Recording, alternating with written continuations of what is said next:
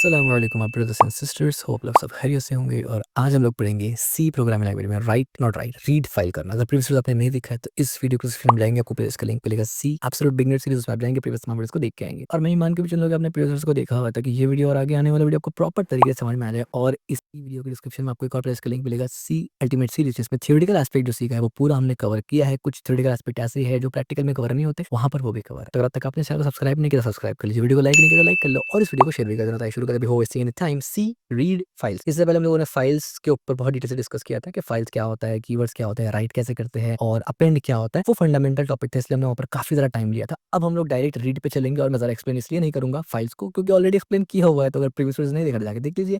Read के ऊपर ऐसा हमारा फोकस रहेगा कि फाइल्स के साथ हम लोग कैसे रीडिंग वगैरह कर सकते हैं। ठीक है, understanding how to read from file in C programming language. What you will learn, आपको क्या पढ़ेंगे? आप फाइल को ओपन करना सीखेंगे जो कि आपको ऑलरेडी आता है, रीड करना सीखेंगे जो कि बहुत आसान है अगर आपने प्रीवियस वीडियो देखा है, and process file content efficiently, यानी एफिशिएंट तरीके से उसका इस्तेमाल करना सीखेंगे अलग अलग तरीके से। Introduction to reading the file. In the previous chapter we wrote a file using the W and the M mode instead of inside the open function. यानी ओपन फंक्शन में हम लोगों ने इस तरीके का फाइल बनाया था W और A के साथ। Now read from the file can be used to read, यानी सिंपल सी बात है, अगर अब आप बनाएंगे तो इस तरीके से रीड होगा। तो जो हमारा कोड था प्रीवियस, मैं उसी को लेके, बल्कि मैं उसको क्या एक और बना लेता हूँ। मैं यहाँ पर जल्दी से बना लेता हूँ एक C36.c। As you can see everything is see here. उसके बाद मैं बना लेता हूँ यहाँ पर जल्दी से हैश इंक्लूड और stdio, और उसके बाद मैं यहाँ पर इंट और मेन फंक्शन बना लेता हूँ जल्दी से। और यहाँ पर मैं कर देता हूँ printf और मैं बोलता हूँ यहाँ पर हेलो कोलन और रिटर्न और ये 0। ठीक है, ये सिंपल सा बॉयलर कोड हमारा हो जाता है सी प्रोग्रामिंग लैंग्वेज का। अब जल्दी से इसको कंपाइल करते हैं जीसीसी। फाइल का नाम क्या है? 36 है, यस 36 है। और उसके बाद मैं ऑफकोर्स न्यू फाइल का नाम देता हूँ as you already know,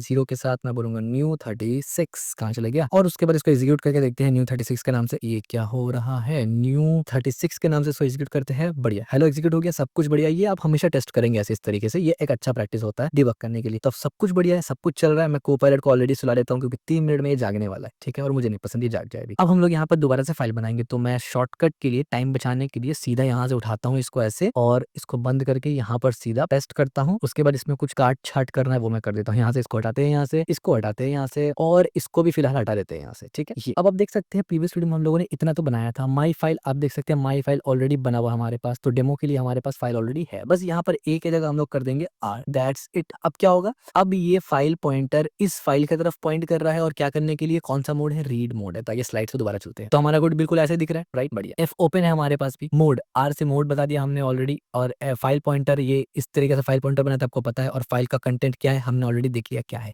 reading process, this will make file text open for reading, यानी इससे क्या होगा कि आपका फाइल जो है वो ओपन हो जाएगा इसके मदद से। कौन सा फाइल? ये फाइल। और क्या करने के लिए? रीड करने के लिए, यानी ये आपको ऑलरेडी मालूम है, you know the drills. Okay, now reading file content with fgets. अब ये एफ गेट्स क्या होता है? Next, we need to create a string that should be big enough to store the content of the file. मतलब हमें एक string create करना पड़ेगा जो कि इतना बड़ा हो, इतना एटलीस्ट बड़ा हो जो फाइल के अंदर का चीजों को पढ़ सके। क्या मतलब है? आप ये बोलेंगे यार स्ट्रिंग क्यों क्रिएट करेंगे, क्या समझ में नहीं आया? देखिए आगे समझ में आएगा आपको। For example let's create a string that can store up to 100 characters. आप बोलेंगे हैं क्या मतलब इसका? समझाता हूँ, देखिए इजीली समझ जाएंगे आप। इससे इसीलिए लोग कहते हैं कि सी प्रोग्रामिंग लैंग्वेज अगर आप पढ़ते हैं तो आपका फंडामेंटल सीएस का इतना स्ट्रांग हो जाता है कि बाकी सब लैंग्वेज आपको आसान लगने लगता है, क्योंकि यहाँ पर छोटा से छोटा चीज भी आपको हैंडल करना पड़ता है। और यहाँ पर आपको ये समझ में आएगा कि क्या है एक्चुअली में वो। तो यहाँ पर मैं क्या करूंगा, सिंपल सा मैंने बनाया char और यहाँ पर हमने my string string string और उसके बाद हमने यहाँ पर 100 लिख दिया। ठीक है, this is nothing our string, और उसका साइज बेसिकली हमने यहाँ पर बता दिया। नाउ उसके बाद अब यहाँ पर हमें गेट एफ गेट्स का यूज करना पड़ेगा। What is fgets? Fgets से हम लोग बेसिकली स्ट्रिंग को गेट करते हैं। ठीक है, यहाँ पर हमने ऑलरेडी लिखा हुआ basically store content to the file, यानी इस फाइल के अंदर हमें स्टोर करना है कंटेंट क्या? स्ट्रिंग। और उसका साइज क्या रहेगा? स्ट्रिंग का नाम है माई स्ट्रिंग, फाइल साइज क्या है? 100। Now read content and store it inside my string. क्या मतलब है इसका? देखिए मैं समझाता हूँ। एफ गेट हम लोग यहाँ पर पहले लिखते हैं, समझाता हूँ मैं आपको। यहाँ पर सबसे पहले हम यहाँ पर लिखेंगे fget, it's a gets. Fgets लिखा। अब यहाँ पर देखिए क्या क्या पैरामीटर जाएगा। सबसे पहले यहाँ पर माई स्ट्रिंग जाएगा जो हमने बनाया, उसके बाद उसका साइज जाएगा, बल्कि ये उसका साइज नहीं है, मैं बताता हूँ किसका साइज है। और उसके बाद एफ ई टी आर हमने यहाँ पर पास करना। ठीक है, ये यहाँ से इस तरीके से। और उसके बाद क्या कर सकते हैं आप? प्रिंट करेंगे, प्रिंट एफ करेंगे यहाँ पर से, और आप क्या करेंगे? फॉर्मेट स्पेसिफाई इस्तेमाल करेंगे। आपको पता है स्ट्रिंग के लिए फॉर्मेट स्पेसिफायर क्या होता है? %s होता है। और उसके बाद आप क्या करेंगे? यहाँ पर किसको प्रिंट करेंगे? माई स्ट्रिंग को प्रिंट करेंगे, एंड देन आपने क्लोज कर दिया। आप बोलेंगे ये क्या है? देखिए इस फाइल के अंदर ये डेटा हमारा लिखा पड़ा है। ठीक है, इस डेटा को मैं यहाँ लेके आ जाता हूँ। ठीक है, ये फाइल है हमारा, हम लोग क्या कर रहे हैं? इस फाइल को ओपन कर रहे हैं। ठीक है, ये ओपन हो गया, मान के चलिए राइट साइड में ओपन हो गया, ठीक है। अब सवाल ये पैदा होता है कि इसमें जो लिखा हुआ है hey I am C programming language, ये हमें प्रिंट करना है। प्रिंट करने का मतलब क्या है, ये अभी ये फाइल कहाँ पड़ा, कंप्यूटर में। क्या ये फाइल अभी हमारे कंप्यूटर में रैम में पड़ा है या हार्ड डिस्क में पड़ा? अगर आपने हार्ड डिस्क का तो बिल्कुल सही कहा, क्योंकि रैम पे तो तब आता है ना जब वो प्रोग्राम लोड हो। तो ये भी हार्ड ड्राइव पे पड़ा हुआ है, लेकिन हमें इसको रीड करना है। तो रीड करेंगे तो जाहिर सी बात है, इसका मतलब हम लोग इस चीज को अपने सी प्रोग्राम में इंक्लूड कर रहे हैं। और सी प्रोग्राम कहाँ रन हो रहा है, रैम में रन हो रहा है। तो हमें इसको रैम में लोड करना पड़ेगा। सवाल ये पैदा होता है, ठीक है भाई लोड कर दो, लेकिन आप हाई लेवल लैंग्वेज में जब जाते हैं तो ये सब का झंझट आपको दिमाग में नहीं आता है, वो बिहाइंड द सीन लैंग्वेज संभालता है, लेकिन सी में सब आपको करना पड़ता है। आपको ये तरीका ढूंढना पड़ेगा कि ये जो ये कैरेक्टर्स है, तो कैरेक्टर्स किस तरीके से आपको मेमोरी में लोड करना है। This is important thing. तो मेमोरी में कैरेक्टर लोड करने के लिए ये क्या है, ये कैरेक्टर है या नंबर है, ये कैरेक्टर है। तो सी प्रोग्रामिंग लैंग्वेज आपको 4 फंडामेंटल डेटा टाइप प्रोवाइड करते हैं, you know that char, int, float and double. तो उसमें से किस कैटेगरी में आते हैं, ये कैरेक्टर कैटेगरी में आते हैं, या स्ट्रिंग आप बोल सकते हैं, जिसको हम लोग इस्तेमाल करते हैं एरे के साथ भी और नॉर्मल भी। सो ये जो डेटा टाइप है, इसको पहले आपको एक वेरिएबल में होल्ड करना पड़ता है और वो वेरिएबल को प्रिंट करवाना पड़ता है, यानी आप डायरेक्टली इसको प्रिंट नहीं करवाते। दैट्स वन रीजंस व्हाई हमने यहाँ पर बोला कि स्ट्रिंग वेरिएबल बनाओ, उस स्ट्रिंग वेरिएबल का साइज 100 रखो। अब ये जो 100 साइज है ना, ये कैरेक्टर्स पे डिपेंड करता है। हमारे यहाँ पर कितने कैरेक्टर है, 1 2 3 4 5 6 7 8, इस तरीके से अगर आप गिनेंगे तो 50 के अराउंड, 30 के अराउंड कैरेक्टर्स आ जाते हैं। तो ये बेसिकली कितना कैरेक्टर रीड करेगा, अगर यहाँ पर 100 कैरेक्टर से ज्यादा हो तो ये सिर्फ 100 तक ही रीड करेगा, ठीक है। तो ये बेसिकली रीजन था ये माई स्ट्रिंग वेरिएबल बनाने का। और ये 100 हम लोग बता रहे हैं कि भाई कितना लेंथ रीड करना है आपको, और फिर हमने FPTR बता दिया, यानी ये हमने बताया कि भाई इस वेरिएबल में स्टोर करना है। क्या स्टोर करना है, जो भी रीड करेंगे आप, कितना तक रीड करना है भाई, 100 रीड करना है। अच्छा कहाँ से रीड करना है, तो हमने बता दिया भाई यहाँ से रीड करो, ठीक है। ये और रीड ऑलरेडी यहाँ पर सेट है, तो वो समझ जाएगा इस फाइल से रीड करना है। जब ये सब कुछ हो जाएगा तो क्या होगा, माई स्ट्रिंग के अंदर एग्जैक्टली ये चीज लिखा हुआ आ जाएगा, ठीक है। यानी अब जो माई स्ट्रिंग के अंदर ये लिखा है, ये मेमोरी में है। माई फाइल के अंदर जो टेक्स्ट है वो तो हार्ड ड्राइव में है, वहां से हमने उठा के मेमोरी में लोड कर दिया। तो मेमोरी में कैसे लोड करेंगे, कोई वेरिएबल में स्टोर करना पड़ेगा ना। डेटा टाइप यहाँ पर स्ट्रिंग था, यानी कैरेक्टर था, तो इसीलिए हमने स्ट्रिंग के अंदर लोड किया, और तब जाके हम लोग अपना जो फॉर्मल तरीका है सी प्रोग्रामिंग में स्ट्रिंग को प्रिंट करने का, हमने प्रिंट कर लिया। फर्क सिर्फ इतना है, जो डेटा स्ट्रिंग के अंदर आया, ये जो डेटा स्ट्रिंग के अंदर हम लोग एक्सेस कर पा रहे हैं, वो हम लोग एक्सेस कहाँ से कर रहे हैं। इससे पहले हम लोग खुद बनाते थे उसको, बट अब हम लोग क्या कर रहे हैं कि फाइल से वो डेटा निकाल के लेके आ रहे हैं, ठीक है। सो दिस इज समथिंग कि आपको समझना बहुत जरूरी है। तो एक बार हम लोग यहाँ पर कंपाइल कर लेते हैं, और शायद कुछ एरर आ सकता है, देखते हैं कोई एरर आएगा तो सॉल्व करते हैं। कोई एरर नहीं आया, ठीक है। बाय डिफॉल्ट आप यहाँ पर स्ट्रिंग इस्तेमाल कर सकते हैं विदाउट स्ट्रिंग लाइब्रेरी को इंपोर्ट किए हुए। I am talking about this one, I am talking about this one. अरे क्या हो रहा है, I am talking about this one, ठीक है। ये वाला चीज को आप विदाउट इंपोर्ट किए भी यहाँ पर यूज कर सकते हैं, ठीक है। बढ़िया, तो मेरे कंपाइलर में कोई दिक्कत नहीं। तो आप देख सकते हैं hey I am C programming language, ये जो hey I am C programming language आया ना, ये यहाँ से नहीं आया फिलहाल डायरेक्ट, यानी डायरेक्टली ये उठ के नहीं आ रहा है। This is misconception. ये यहाँ से उठकर मेरे इस वेरिएबल के अंदर आ रहा है, उसके बाद हम इस वेरिएबल से एक्सेस कर रहे हैं, यानी इनडायरेक्ट वे में एक्सेस कर रहे हैं, ठीक है। So this is how it's work. बहुत इंपॉर्टेंट चीज अंडरस्टैंडिंग पर्पस में। अब यहाँ पर देखिए हेलो वर्ल्ड और ये सब तो मैंने ऑलरेडी समझा दिया आपको। अबाउट गेटएफ, अब गेटएफ क्या करता है, आपने इतना अंदाजा लगाया होगा कि भाई गेटएफ ही एक्चुअली में वो चीज है जो फाइल को उठाता है और स्ट्रिंग में डालता है कि नहीं। हाँ बिल्कुल, ये बहुत इंपॉर्टेंट एक फंक्शन है। तो ये क्या करता है समझ लीजिए। The getf function takes 3 parameter. अब आप इतना समझ गए होंगे ना, 3 पैरामीटर लेता क्यों है। पहला पैरामीटर क्या लेता है, specifies where to store the content file. पहला पैरामीटर में उसको ये बताना होता है कि भाई जो भी फाइल आपको उठाना है, किसी भी फाइल से, कहीं भी, कोई भी जगह से, बैकएंड से उठाना हो, अपना प्रोग्राम में ही किसी और जगह से उठाना हो, या कुछ भी कहीं से भी, अभी लेके चलते हैं फाइल से उठाना है, तो फाइल से जो डेटा उठाना है उसको स्टोर कहाँ करना है, तो जिसमें स्टोर करना है आपको बताना पड़ेगा। और अगेन ये आपको दिमाग लगाना पड़ेगा कि अगर फाइल इंटीजर में है तो इंटीजर में स्टोर करेंगे, स्ट्रिंग में थोड़ी करेंगे। लेकिन हमारे पास मोस्टली स्ट्रिंग होता है फाइल के अंदर मोस्ट ऑफ द टाइम, तो हमने एक स्ट्रिंग वेरिएबल बना के रखा था और उसमें हमने उसको स्टोर कर दिया। तो पहला आर्गुमेंट हमने बता दिया कि भाई माई स्ट्रिंग के अंदर लोड कर दो, ठीक है। ये एक एरे है, इस पे लोड कर दो। तो जाहिर सी बात है, अगर माई स्ट्रिंग का नाम चेंज कर दूंगा या ये नहीं रहेगा तो एरर थ्रो कर देगा गेट। एफ गेट बोलेगा भाई आपके प्रोग्राम में माई स्ट्रिंग तो है ही नहीं। पहला काम, first parameter. Second parameter, specifies the maximum size of the data to read which should match the size of string array. अब यहाँ पर क्या है कि सेकंड पैरामीटर वो ये बोलेगा कि ठीक है, कितना वर्ड को रीड करना है या कितना लेंथ को, कितना साइज को रीड करना है वो बता दो हमें। तो कितना साइज रीड करना है हमने यहाँ पर 100 लिखा, और मेक श्योर कि ये जो 100 है ये स्ट्रिंग के साइज से मैच करना चाहिए, ठीक हो गया। Third parameter, the third parameter requires a file pointer that is used to read the file. और जो थर्ड पैरामीटर है उसमें आपको ये बताना होता है कि भाई रीड करना किसको है ये तो बता दो, यानी रीड करके कहाँ डालना है, और साइज क्या होगा ये तो बता दिया, कितना रीड करना है, लेकिन किसको रीड करना है वो तो बता दो। तो वो हम लोग यहाँ से बताते हैं, ठीक है। Note the fgets function only read the first line of the file. If you remember there were 2 line of the text in file name dot TXT. क्या मतलब है इसका, मैंने क्या बोल दिया, मैं आपको बोलूंगा नहीं, मैं आपको करके दिखाता हूँ। देखिए ये फाइल तो हम लोग नॉर्मल भी एक्सेस कर सकते हैं, तो मैं क्या करता हूँ, मैं नेक्स्ट लाइन पे लिखता हूँ हे देयर, ठीक है। ये मैंने नेक्स्ट लाइन पे लिख दिया, ठीक है। अच्छा बल्कि देखिए मैं इसको लिखने से पहले एक और चीज़ आपको दिखाता हूँ। मैंने यहाँ पर कुछ नहीं लिखा। अब अगर मैं यहाँ पर 10 लिख दूँ, 10 दोबारा से प्रिंट करूँगा तो क्या होगा आपको पता है? चलिए एक्सपेरिमेंट करते हैं। मैंने यहाँ पर ये एक्सी आप देखिए हे आई एम क्यों इतना आया? क्योंकि हमने बोला भाई सिर्फ 10 साइज़ तक ही प्रिंट करना है और यहाँ तक अगर आप गिनेंगे तो 10 होता है। स्पेस को काउंट करना होगा आपको, ठीक है? सिंपल। तो इसलिए हमने ज़्यादा बड़ा दे दिया, ठीक है? हमने 100 दे दिया और ऑफ कोर्स ये चीज़ तो 100 से ज़्यादा ही यानी कम ही है। तो 100 में क्या होगा? पूरा प्रिंट हो जाएगा। तो आप देखिए एज़ यू कैन सी ये पूरा प्रिंट हुआ। लेकिन अब हमने जो ये लाइन पढ़ा ना यहाँ पर, ये वाला लाइन, इसका क्या मतलब होता है? देखिए मैं आपको समझाता हूँ यहाँ पर। मैंने नेक्स्ट लाइन पे ये लिख दिया, हे देयर। अब यहाँ पर हालाँकि ये 100 के अंदर है अभी भी, 100 से ज़्यादा नहीं है, बट चलो मान लेते हैं कि मैं 200 कर देता हूँ। यहाँ तो किसी को शक नहीं होगा ना कि भाई ये चंद लाइन 200 अल्फाबेट से तो कम ही है या 200 साइज़ से तो कम ही है। लेकिन जब मैं इसको रीड करने की कोशिश करूँगा ना ये इस तरीके से, तो फिर रिजल्ट कुछ ऐसे आएगा। आप बोलेंगे नहीं, नहीं, नहीं छोटा है, इलॉजिकल, वो छोटा नहीं है। चलिए मैं प्रॉब्लम ये है कि ये जो एफ गेट्स फंक्शन है ये सिर्फ एक ही लाइन को रीड करता है, नेक्स्ट लाइन को रीड नहीं करेगा। अगर यहीं पर मैं इसको पहले वाले लाइन में डाल दूं ना एक कॉमा के साथ और इसको दोबारा से 100 भी कर दूं, ये बोलेगा भाई कोई प्रॉब्लम नहीं है, मैं बहुत ही इजी तरीके से रीड करूंगा। तो एज यू कैन सी बहुत आसान तरीके से ये रीड कर रहा है, ठीक है, क्योंकि ये 100 के अंदर है। तो यहाँ एक प्रॉब्लम आता है कि अब अगर मुझे मल्टीपल लाइन्स को रीड करना होगा तो मैं कैसे रीड करूँ, क्योंकि एफ गेट्स तो मल्टीपल लाइन को रीड करता ही नहीं है। तो यही चीज यहाँ पर सीएलएस से क्लियर करते हैं, यही चीज हमने यहाँ पर एक्सप्लेन किया है कि मल्टीपल लाइन पे ये काम नहीं करेगा, ये ध्यान में रखना। अब मल्टीपल लाइन रीड करना होता है, मोस्ट ऑफ द टाइम आपके पास फाइल होता है जिसमें मल्टीपल डेटा होता है ना, कैसे रीड करेंगे? बहुत सिंपल है, reading multiple lines with loop, आपको लूप चलाना पड़ता है, ठीक है? कैसे?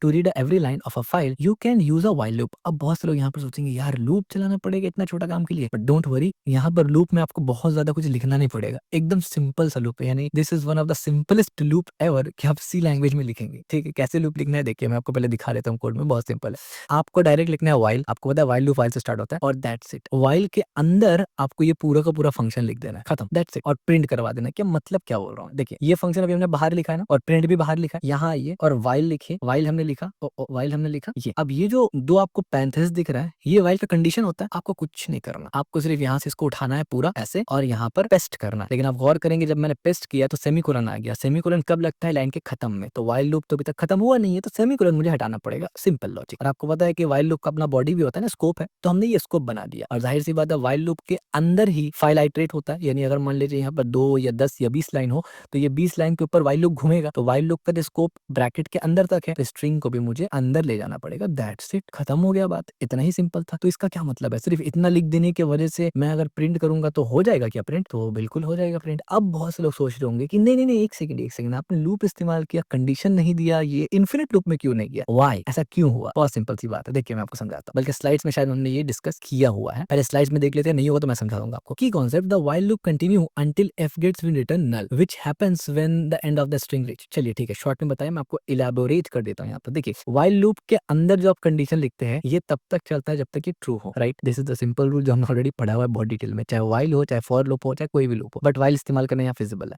तो व्हाइल लूप तब तक चलेगा जब इसमें ट्रू आता रहेगा। ट्रू का मतलब not equal, not equal to false है, no is equal to empty है, no is equal to null है। हमने ऑलरेडी पढ़ा हुआ था इससे पहले कि फॉल्स का मतलब फॉल्स होता है, जीरो का मतलब भी फॉल्स होता है, नल का मतलब भी फॉल्स होता है। इसी तरीके से ट्रू का मतलब ट्रू होता है, नंबर का मतलब ट्रू होता है, कोई अल्फाबेट लिखा है उसको भी ट्रू इंटरप्रेट किया जाता है। तो व्हाइल लूप के अंदर जब एफ स्ट्रिंग यहाँ से चला, अभी ये सिर्फ ये देखिएगा कि भाई कब तक ट्रू आ रहा है, ठीक है? तो एफ स्ट्रिंग कैसे काम कर रहा है, एफ गेट क्या कर रहा है ना, इस वेरिएबल में गया, वो इस वेरिएबल में जाके उसने लूप चलाना शुरू कर दिया। जब इसमें गया तो लूप ने देखा कि हाँ कुछ तो है, फॉल्स तो नहीं है, तो वो इंटरप्रेट करते जा रहा है, करते जा रहा है, करते जा रहा है, लाइक दिस, ठीक है? अब यहाँ पर 100 तक बोले हैं तो उसको 100 तक तो जाना है। अब सवाल ये पैदा होता है कि जैसे ही वो देयर और ये जो एक्सक्लेमेशन है ना, एक्सक्लेमेशन के जैसे ही बाद वो जाता है व्हाइल लूप एफ गेट के साथ, तो एफ गेट क्या रिटर्न करता है? हर बार एफ गेट रिटर्न करेगा पहले एच, फिर हे, फिर ई, फिर एच, फिर स्पेस, फिर आई, फिर स्पेस, फिर ए, फिर एम, यानी हर बार जब लूप चल रहा है तो एफ गेट एक एक कैरेक्टर रिटर्न कर रहा है व्हाइल लूप को। और जब व्हाइल लूप को एक एक कैरेक्टर इंक्लूडिंग स्पेस मिल रहा है तो वो बोल रहा है कि हाँ ट्रू है, वैल्यू ट्रू है भैया, हमने ऑलरेडी पढ़ा हुआ है कि स्पेस हो, वन हो, ए हो, बी हो, ये सब ट्रू माना जाता है, ठीक है? ये सब ट्रू है। लेकिन द मोमेंट यहाँ पर आके एक्सक्लेमेशन के पास, एक्सक्लेमेशन के बाद जब एफ गेट जाता है ना व्हाइल लूप के पास, तो आपको ये बात ऑलरेडी पता है कि जैसे ही ये टेक्स्ट खत्म हुआ तो एफ गेट जो है ना ये नल रिटर्न कर देता है कि भाई अब कुछ है ही नहीं, क्या पढ़ूं मैं? तो the moment fget null return करता है व्हाइल लूप के अंदर, समझ लीजिए नल आ जाता है। तो द मोमेंट व्हाइल लूप के अंदर नल आया, व्हाइल लूप बोलेगा भाई नल है यानी फॉल्स है, रुक जाओ, तो वो लूप रुक जाता है। समझ में आया आपको? बहुत सिंपल सी बात है। अच्छा यहाँ पर कितनी बार लूप चल रहा है ये आपको बताना है कमेंट, ठीक है? तो आपको अंडरस्टैंडिंग मुझे समझ में आएगा। अब आते हैं फाइल हैंडलिंग एरर पे। अब भाई इतना भी सिंपल नहीं, कुछ एरर भी तो आता होगा फाइल हैंडलिंग में, तो वैसे बहुत सिंपल है, बेसिक लेवल पर लोग पढ़ते हैं हम लोग। यहाँ पर बेसिकली प्रिडिक्ट करते हैं कि कुछ एरर्स आ सकता है, तो उसको पहले ही फिक्स करो और बहुत सिंपल है, वो इसी से रिलेटेड है ये। If you try to open a file for reading that does not exist, the F open function will return null. यानी अब यहाँ पर हमने एक फाइल रीड किया, हमारा फाइल का नाम क्या है, माई फाइल डॉट टी, वो मौजूद है, ठीक है, मान के चले अगर वो मौजूद नहीं होता तो वो नल प्रोवाइड करता। मान के चलते हैं मैंने यहाँ पर फाइल्स कर दिया, नाम ही बदल दिया भाई, अब ये अलग फाइल है, ये अलग फाइल है, और अगर मैं इसको कॉल कर दूं तो क्या होगा, एक्सपेरिमेंट करना बहुत जरूरी है। द मोमेंट हमने कॉल किया कुछ भी नहीं हुआ। अब देखिए फाइल क्रिएट भी नहीं हुआ, as you can see file create भी नहीं हुआ एस नाम से, ठीक है, कोई फाइल क्रिएट नहीं, मतलब कुछ हुआ ही नहीं। क्यों कुछ नहीं हुआ, what is the reason behind कुछ नहीं हुआ। तो आप यहाँ पर इसको इस तरीके से चेक भी कर सकते हैं, और मैं आपको तो हाईली रिकमेंड यही करता हूँ कि भाई आपको चेक्स करना बहुत ज्यादा जरूरी हो जाता है, ठीक है। आप इस तरीके से डिबग, ठीक है, इस तरीके से अगर आप टेस्टिंग करते हैं ना, तो ये बहुत ज्यादा अच्छा होता है, ठीक है। अब हमने क्या किया, हमने ये चेक किया कि भाई एक्चुअली एफपीटीआर के अंदर आ क्या रहा है, क्योंकि यहाँ पर फाइल तो है नहीं और हम लोग रीड कर रहे हैं, रीड में क्रिएट नहीं करता, राइट और अपेंड में करता है। तो जब यहाँ पर नहीं हो रहा तो फिर स्ट्रिंग में क्या आ रहा है और फिर यहाँ क्या आ रहा है, ठीक है, ये सब हमें देखना है। तो अब अगर मैं यहाँ से प्रिंट करता हूँ, सॉरी पहले कंपाइल करना पड़ेगा मुझे, तो लेट्स से कंपाइल करते हैं, और आप देखिए कंपाइल टाइम में ही एरर दे दिया हमें। कंपाइलर ने क्या एरर दिया, पढ़िए। उसने कहा कि भाई आपका जो फाइल है ना C36.c नाम का, यानी हमारा करंट फाइल है, उसमें एक फंक्शन जिसका नाम मेन है। हाँ बिल्कुल सही बात है, मेन फंक्शन तो है। वो कह रहा है कि भाई उसमें जो 9 नंबर लाइन है ना आपका, 9 नंबर लाइन और 12 नंबर कैरेक्टर, यानी लाइन नंबर लाइन यानी वर्टिकल वे में और 12 नंबर कैरेक्टर की हॉरिजॉन्टल वे में,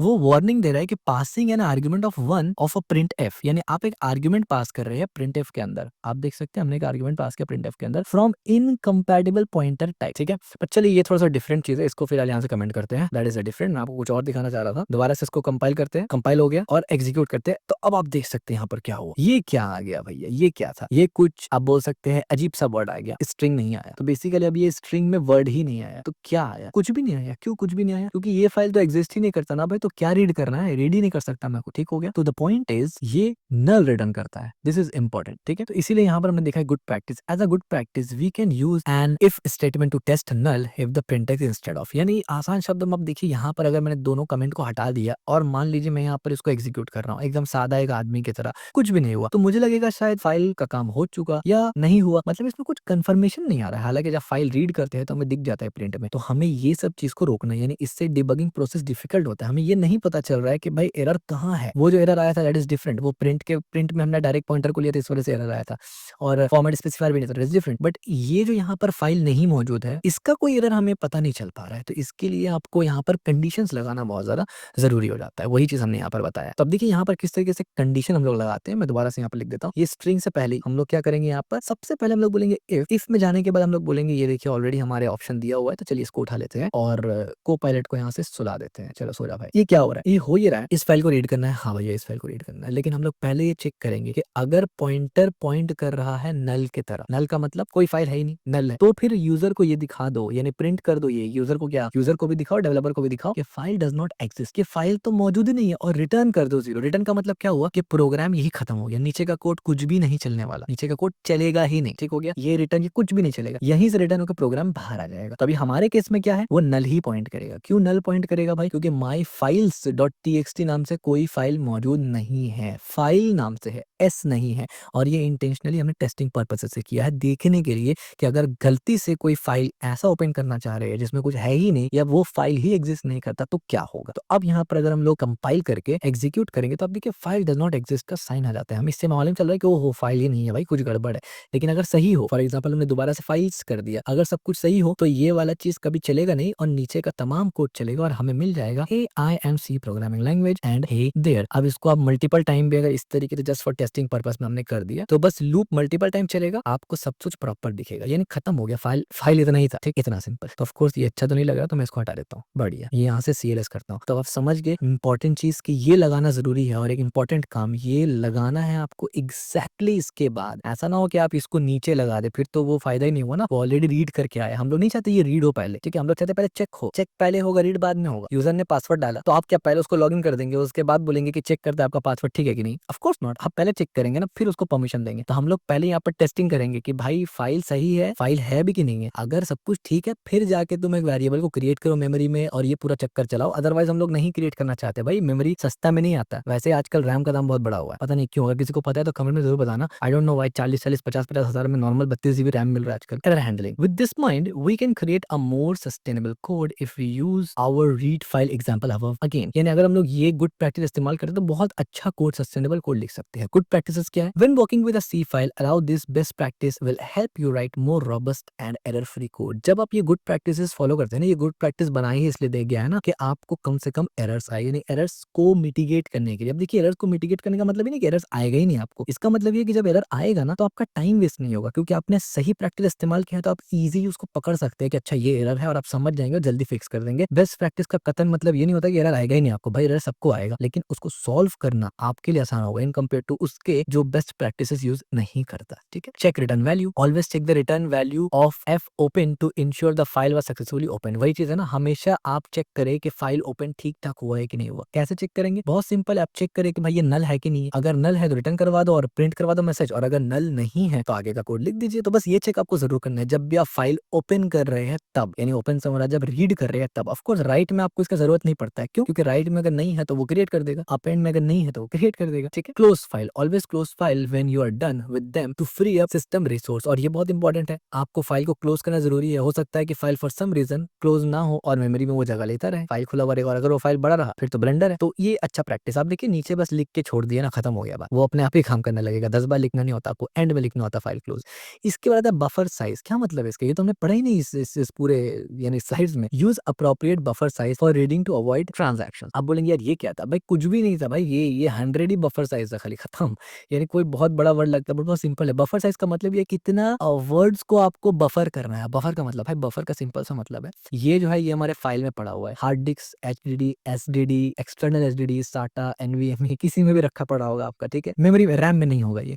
तो ये चीज को जो उठाकर रैम के अंदर डालेंगे ना, तो इसी प्रोसेस को बोलते हैं बफरिंग। यहाँ से वहां डालने को बफर बोलते हैं। इंटरनेट से भी जब कुछ आप डालते हैं अपने कंप्यूटर में, डाउनलोड करते हैं या कुछ भेजते हैं, अपलोड करते हैं, वहां भी बफरिंग का कॉन्सेप्ट होता है। ऐसा नहीं कि डायरेक्ट फाइल उठ के चला गया, वो लोग भी पहले फाइल को लेते हैं, उसके बाद प्रोसेसिंग करते हैं, फॉर्मेट वगैरह बाजू का प्रोसेसिंग होता है। जैसे कि यूट्यूब में जब आप वीडियो डालते हैं ना, तो वो रेजोल्यूशन को अपने हिसाब से सेट करता है, वीडियो कंप्रेस वगैरह भी करते हैं, बहुत सारा प्रोसेस होता है, फिर जाकर अपलोड करता है। ऐसे थोड़ी है कि आपने 2 मिनट का वीडियो मान लीजिए 4K में बनाया है 8 GB, तो वो वैसे ही अपलोड थोड़ी करेगा, उसका क्लाउड भर जाएगा पूरा। तो प्रोसेसेस होता है, तो वो जो प्रोसेसिंग होता है ना, उसी में वही बफर होता है बेसिकली। किस जो प्रोसेस से गुजर रहा है, जो पाइपलाइन होता है, दैट इज कॉल्ड बफर। तो बफर साइज से मुराद यहाँ पर ये है कि भाई अगर आप इसको छोटा कर दे, 10 कर देंगे, तो आधा इतना तक बफर होगा, इतना तक बफर होगा, तो पूरा फाइल तो नहीं मिलेगा। ठीक है, अच्छा एक सवाल ये आता है कि भाई तो फिर हम किस हिसाब से यहाँ पर लगाए? अगर मुझे नहीं पता, लेट्स से अगर मुझे नहीं पता फाइल बैकएंड से आ रहा है तो क्या करेंगे? तो इसके बारे में हम लोग आगे पढ़ेंगे, जब डिस्कस करेंगे हम लोग डिटेल में। लेकिन अभी आपको मैं एक एनालॉजी देना चाहता हूँ कि जब हम लोग एरे के साथ काम करते हैं तो हम लोग करते हैं ना एरे डॉट लेंथ। जाहिर सी बात है यहाँ पर भी सी में कुछ ना कुछ है, बट अभी मैं उसको नहीं छेड़ रहा हूँ, है क्योंकि कॉम्प्लेक्स बना देगा वो। अभी फिलहाल आप अंदाजे में चले ना कि एक फाइल आप 1000 कर ले, खत्म, क्योंकि वो रुक वहीं जाएगा। जैसे ये नल टर्मिनेटर नल देगा ना, वो उसी वक्त रुक जाएगा। ऐसा नहीं कि 1000 बार लूप चलेगा, याद रखिए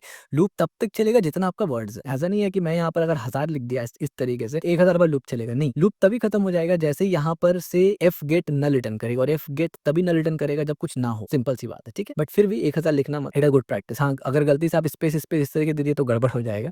ठीक है, और file permission, make sure your program has a necessary permission to read write files. अब ये क्या होता है फाइल परमिशन, ये हम लोग फिर कभी डिस्कस करेंगे। मोर इसमें थ्योरेटिकल एस्पेक्ट आता है in compare to practical. Remember, proper file handling is essential for many C programming language that need to work with a persistent data. यानी मान लीजिए आप एक एडिटिंग सॉफ्टवेयर खोल रहे हैं, आप एडोब फोटोशॉप में एडिटिंग कर रहे हैं, तो आप उसको सेव करते हैं, जब तो आपके फाइल में सेव होता है ना, उसके बाद आपने कंप्यूटर वगैरह बंद कर दिया, 2 महीने बाद दोबारा से आप उस फाइल पे क्लिक करते हैं तो फोटोशॉप का आपका वही डेटा खोल के आ जाता है और आप एडिटिंग कंटिन्यू करते हैं।